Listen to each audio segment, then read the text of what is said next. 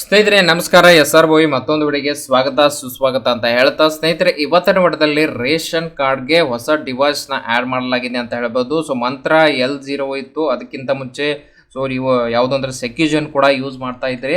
So ಇವಾಗ ಏನಾಗಿದೆ ಅಂದರೆ ಸೆಕ್ಯೂರಿಟಿ ಸಲುವಾಗಿ ಇದು ಮಂತ್ರ MFS 110 ಅಂತ ಗೌರ್ಮೆಂಟ್ನವರೇನು UID ಅಥಾರಿಟಿಯಿಂದ ಸೊ ಇದು ಸರ್ಟಿಫೈಡ್ ಇರುತ್ತೆ. ಈ ಡಿವೈಸ್ ಮಾತ್ರ ಈಗ ವರ್ಕ್ ಆಗ್ತಾ ಇದೆ ಅಂತ ಹೇಳ್ಬೋದು. ಸೊ ಯಾವುದೇ ರೀತಿ ಸೆಕ್ಯೂಜನ್ ವರ್ಕ್ ಆಗ್ತಾ ಇಲ್ಲ, ಸೊ ಯಾವುದೇ ರೀತಿಯಲ್ಲಿ ಫಿಂಗರ್ ಪ್ರಿಂಟ್ ತೆಗೆದುಕೊಳ್ತಾ ಇಲ್ಲ, ಅದಕ್ಕೋಸ್ಕರ ಇದನ್ನು ಆ್ಯಡ್ ಮಾಡಲಾಗಿದೆ ಅಂತ ಹೇಳ್ಬೋದು. ಸೊ ಈಗ ಏನಾಗ್ತೈತೆ, ಹಳೆ ಡಿವೈಸಲ್ಲಿ ಏನಾಗುತ್ತೆ, ಹಳೆ ಡ್ರೈವರ್ಗಳು ಇರುತ್ತೆ, ಅದನ್ನು ಅನ್ಇನ್ಸ್ಟಾಲ್ ಮಾಡ್ಕೊಳ್ಬೇಕಾಗುತ್ತೆ. ನಂತರ ಹೊಸದಾಗಿ ಬಂದಿರುವಂಥ ಡ್ರೈವರ್ಗಳನ್ನ ಯಾವ ರೀತಿ ಇನ್ಸ್ಟಾಲ್ ಮಾಡ್ಕೊಳ್ಬೇಕು, ಹೇಗೆ ಮಾಡ್ಕೊಳ್ಬೇಕಂತ ಈ ಒಂದು ವಿಡಿಯೋದಲ್ಲಿ ತಿಳಿಸ್ಕೊಡ್ತೀನಿ. ಇದು ರೇಷನ್ ಕಾರ್ಡ್ಗೆ ಮಾತ್ರ ಸಂಬಂಧಪಟ್ಟಿರುತ್ತೆ. ಸೊ ರೇಷನ್ ಕಾರ್ಡ್ಗಾಗಿ MFS 110ನ ಯಾವ ರೀತಿ ನೀವು ಇನ್ಸ್ಟಾಲ್ ಮಾಡ್ಕೊಳ್ಬೇಕು, ಹೇಗೆ ಮಾಡ್ಕೊಳ್ಬೇಕು, ಸಂಪೂರ್ಣವಾದ ಮಾಹಿತಿನ ನಿಮಗೆ ಬೇಕಂದರೆ ಈ ವಿಡಿಯೋನ ಪೂರ್ತಿಯಾಗಿ ನೋಡಿದ್ರೆ ಮಾತ್ರ ಇದ್ರ ಬಗ್ಗೆ ಸಂಪೂರ್ಣ ಮಾಹಿತಿ ತಿಳಿಯುತ್ತೆ. ಈ ಒಂದು ವಿಡಿಯೋದ ಬಗ್ಗೆ ಮಾಹಿತಿ ಬೇಕಂದರೆ ಸ್ನೇಹಿತರೆ, ನೀನು ಕೂಡ ನಮ್ಮ SR ಬಾಯ್ ಯೂಟ್ಯೂಬ್ ಚಾನಲ್ನ ಸಬ್ಸ್ಕ್ರೈಬ್ ಮಾಡ್ಕೊಳ್ಳೋದು ಸಬ್ಸ್ಕ್ರೈಬ್ ಮಾಡ್ಕೊಳ್ಳಿ. ಸರ್ಕಾರದಲ್ಲಿ ಬರುವಂಥ ಯೋಜನೆಗಳಿವೆ, ಇನ್ನಿತರ ಸೌಲಭ್ಯಗಳ ಬಗ್ಗೆ ಮಾಹಿತಿ ನಾನು ನಮ್ಮ ಯೂಟ್ಯೂಬ್ ಚಾನಲಲ್ಲಿ ಕೊಡ್ತಾ ಇರ್ತೀನಿ. ಸೊ ಪಕ್ಕದಲ್ಲಿರೋ ಬೆಲ್ ಐಕನ್ನ ಕೂಡ ಪ್ರೆಸ್ ಮಾಡಿರಿ. ಸೊ ಈ ರೀತಿ ನಿಮ್ಮ ನೋಟಿಫಿಕೇಶನ್ ಬರ್ತಾ ಇರುತ್ತೆ, ಇದ್ರ ಮೇಲೆ ಕ್ಲಿಕ್ ಮಾಡಿದ್ರೆ ಸಾಕು, ನಾವು ಹಾಕಿರುವಂಥ ವಿಡಿಯೋಗಳು ಎಲ್ಲವೂ ಕೂಡ ನೀವು ವಾಚ್ ಮಾಡ್ಬೋದು ಅಂತ ಹೇಳ್ತಾ ಸ್ನೇಹಿತರೆ, ನಿಮಗೆ ಯಾವ ರೀತಿ ಇನ್ಸ್ಟಾಲೇಷನ್ ಮಾಡ್ಕೊಳ್ಬೇಕಂತ ಈ ಒಂದು ವಿಡಿಯೋದಲ್ಲಿ ತಿಳಿಸ್ಕೊಡ್ತೀನಿ. ಓಕೆ, ಸೊ ಮೊದಲನೇ ಏನು ಮಾಡ್ಕೊಳ್ಳಿ, ಕಂಟ್ರೋಲ್ ಪ್ಯಾನಲ್ ಅಂತ ಸರ್ಚ್ ಮಾಡ್ಕೊಳ್ಳಿ. ಕಂಟ್ರೋಲ್ ಪ್ಯಾನಲ್ ಅಂತ ಸರ್ಚ್ ಮಾಡಿದಾಗ ಈ ರೀತಿ ಓಪನ್ ಆಗುತ್ತೆ. ಈ ರೀತಿ ಓಪನ್ ಆದಾಗ ಇಲ್ಲಿ ಪ್ರೋಗ್ರಾಮ್ ಆ್ಯಂಡ್ ಫ್ಯೂಚರ್ಸ್ ಅಂತ ಇರುತ್ತೆ. ಈ ರೀತಿ ನಾವು ಸಾಫ್ಟ್ವೇರ್ಗಳನ್ನು ಇನ್ಸ್ಟಾಲ್ ಆಲ್ರೆಡಿ ಇರುತ್ತೆ. ಸೊ ಇದರಲ್ಲಿ ಮಂತ್ರ MFS ಅಂತ ಬರೋಲ್ಲ, ಈ ರೀತಿ ಲೋಗೋ ಬರುತ್ತೆ. ಸೊ ಜೂಮ್ ಕೂಡ ಮಾಡ್ತೀನಿ. ಮಂತ್ರ ಡಿವೈಸ್ಗೆ ಎರಡು ಸರ್ವಿಸಸ್, ಒಂದು ಡ್ರೈವರ್ ಇರುತ್ತೆ, ಒಂದು RD ಸರ್ವಿಸ್ ಇರುತ್ತೆ. ಎರಡೂ ಕೂಡ ನೀವು ಇನ್ಸ್ಟಾಲೇಷನ್ ಮಾಡ್ಕೊಳ್ಬೇಕಾಗುತ್ತೆ. ಸೊ ಏನಾದರೂ ನಿಮಗೆ ಹಳೆ ವರ್ಜನ್ ಇದ್ದರೆ ಯಾವ ರೀತಿ ಇರುತ್ತೆ ತೋರಿಸ್ಕೊಡ್ತೀನಿ. ಸೊ ಇಲ್ಲಿ ಡೀಟೇಲ್ಸ್ ಮೇಲೆ ಕ್ಲಿಕ್ ಮಾಡಿದಾಗ ಈ ರೀತಿ ನಿಮ್ಮ ಸಾಫ್ಟ್ವೇರ್ ಇನ್ಸ್ಟಾಲ್ ಆಗಿರೋದು ಡೇಟ್ ಕೂಡ ಇಲ್ಲಿ ಇರುತ್ತೆ, ನಂತರ ಸೈಜ್ ಇರುತ್ತೆ, ವರ್ಷನ್ ಇರುತ್ತೆ. ಓಕೆ, ಸೊ ಕೆಳಗಡೆ ಬಂದಾಗ ಮಂತ್ರ RD ಸರ್ವಿಸ್ ಇದೆ, MFS 110 registered device services version ಅಂತ ಇರುತ್ತೆ. ಇಲ್ಲಿ ನೋಡ್ಬೋದು, ಇದು RD ಸರ್ವಿಸ್ 1.3.0 ಅಂತ ಇರುತ್ತೆ. ಇದು ಯಾವುದು MFS 110 RD ಸರ್ವಿಸ್ನ ವರ್ಷನ್ ಅಂತ ಹೇಳ್ಬೋದು. ನಂತರ ಸೊ RD ಸರ್ವಿಸ್ ಅಂತ 2.0 ಅಂತ ಇರುತ್ತೆ, ಇದು ವರ್ಷನ್ ಅಂತ ಬರುತ್ತೆ. ಸೈಜ್ ಕೂಡ ನೋಡ್ಕೊಳ್ಬಹುದು. ಸೊ ಇದೇನಾದರೂ ನಿಮ್ಮ ಡಿವೈಸಲ್ಲಿ ಇರಲಿಲ್ಲ ಅಂದರೆ, ವಿಂಡೋಸ್ 10 ಇರಲಿಲ್ಲ ಅಂದರೆ ಇದನ್ನು ಅನ್ಇನ್ಸ್ಟಾಲ್ ಮಾಡ್ಕೊಳ್ಳಿ. ರೈಟ್ ಕ್ಲಿಕ್ ಮಾಡ್ಕೊಳ್ಳಿ. ಸೊ ಇಲ್ಲಿ ರೈಟ್ ಕ್ಲಿಕ್ ಮಾಡಿದ್ರೆ ಅನ್ಇನ್ಸ್ಟಾಲ್ ಬರುತ್ತೆ, ಅನ್ಇನ್ಸ್ಟಾಲ್ ಮಾಡ್ಕೊಳ್ಳಿ. ಸೊ ನಂತರ ಏನು ಮಾಡ್ಕೊಳ್ಬೇಕಂದ್ರೆ ಇಲ್ಲಿ ಈ ರೀತಿ ಪೇಜ್ ಓಪನ್ ಆಗುತ್ತೆ. ನಿಮ್ಮ mantraTech.com ಅಂತ ವೆಬ್ಸೈಟ್ ಇರುತ್ತೆ, ಇಲ್ಲಿ ನೋಡ್ಬೋದು. ಈ ರೀತಿ ವೆಬ್ಸೈಟ್ ಇರುತ್ತೆ. ಇದರ ಲಿಂಕ್ ಬೇಕಾದರೆ ನಾನು ಡಿಸ್ಕ್ರಿಪ್ಷನ್ ಕೊಡ್ತೀನಿ, ಡೈರೆಕ್ಟಾಗಿ ವೆಬ್ಸೈಟ್ಗೆ ಬರ್ಬೋದು. ಯಾವ ರೀತಿ ಗೂಗಲ್ ಸರ್ಚ್ ಮಾಡುವ ಅವಶ್ಯಕತೆ ಇರಲ್ಲ.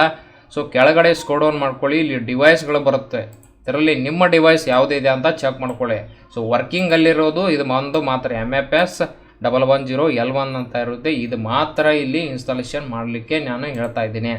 ಸೊ ನೋಡ್ಬೋದು, ಈ ಡಿವೈಸ್ ಮಾತ್ರ ನಿಮ್ಮ ಹತ್ರ ಇದ್ದರೆ ಇನ್ಸ್ಟಾಲೇಷನ್ ಆಗುತ್ತೆ.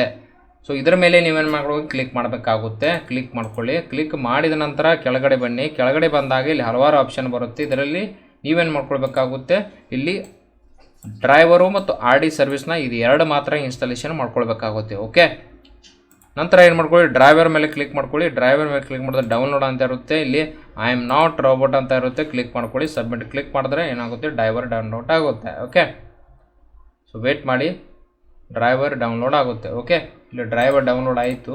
ಸೊ ನಂತರ ನೀವೇನು ಮಾಡ್ಕೊಳ್ಳಿ, RD ಸರ್ವಿಸ್ ಮೇಲೆ ಕ್ಲಿಕ್ ಮಾಡಿ. ಇಲ್ಲಿ ಎರಡು ಆಪ್ಷನ್ ಬರುತ್ತೆ.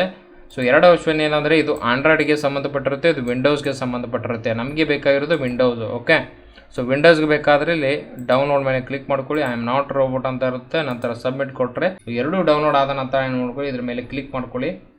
ಓಕೆ, RD ಸರ್ವಿಸ್ ಮೇಲೆ ಕ್ಲಿಕ್ ಮಾಡ್ಕೊಳ್ಳಿ, ಎಸ್ ಅಂತ ಕೊಡಿ. ಸೊ ಈಗಾಗಲೇ ನಂದು ಇನ್ಸ್ಟಾಲೇಷನ್ ಇದೆ, ಸೊ ಎಸ್ ಅಂತ ಕೊಡ್ತೀನಿ. ಸೊ ಏನಾಗುತ್ತೆ, ಅದು ಅನ್ಇನ್ಸ್ಟಾಲ್ ಆಗುತ್ತೆ. ಓಕೆ, ಈ ರೀತಿ ಅನ್ಇನ್ಸ್ಟಾಲ್ ಆಗುತ್ತೆ. ಸೊ ನಂತರ ಇಲ್ಲಿ ನೆಕ್ಸ್ಟ್ ಅಂತ ಕೊಡ್ತೀನಿ, ಇನ್ಸ್ಟಾಲ್ ಮಾಡ್ಕೊಳ್ಳಿ. ಸೊ RD ಸರ್ವಿಸ್ ಮಾಡ್ತಾ ಇರೋದು ನಾನು. ಓಕೆ, ಇಲ್ಲಿ ಫಿನಿಶ್ ಅಂತ ಬರುತ್ತೆ, ಫಿನಿಶ್ ಮೇಲೆ ಕ್ಲಿಕ್ ಮಾಡ್ಕೊಳ್ಳಿ.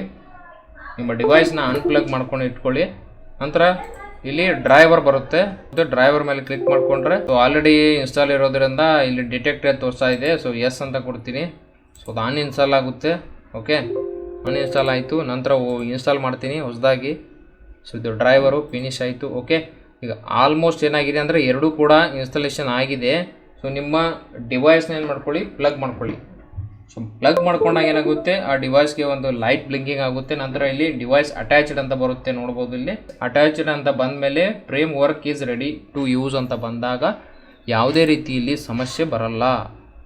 ಓಕೆ, ಸೊ ಇಲ್ಲಿ ಲಾಗಿನ್ ನೀವು ಈಸಿಯಾಗಿ ಮಾಡ್ಕೊಳ್ಬೋದು. ಓಕೆ, ನಿಮ್ಮ ರೇಷನ್ ಕಾರ್ಡ್ಗೆ ಯಾವುದೇ ಒಂದು ಸಮಸ್ಯೆ ಕೂಡ ಬರಲ್ಲ. ತುಂಬಾ ಈಸಿಯಾಗಿ ಎರಡೂ ಕೂಡ ಕೆಲಸ ಆಗುತ್ತೆ ಅಂತ, NRC ಆಗಿರ್ಬೋದು GST ಆಗಿರ್ಬೋದು ಎರಡೂ ಕೂಡ ತುಂಬ ಸರಳವಾಗಿ ಕೆಲಸ ಆಗುತ್ತೆ ಅಂತ ಹೇಳ್ತಾ ಸ್ನೇಹಿತರೆ, ಇವತ್ತಿನ ವಿಡಿಯೋದಲ್ಲಿ MFS ಅಂದರೆ ಮಂತ್ರ ಡಿವೈಸ್ MFS 110 ಯಾವ ರೀತಿ ಇನ್ಸ್ಟಾಲೇಷನ್ ಮಾಡ್ಕೊಳ್ಬೇಕಂತ ಈ ಒಂದು ವಿಡಿಯೋದಲ್ಲಿ ತಿಳಿಸ್ಕೊಟ್ಟಿದ್ದೀನಿ.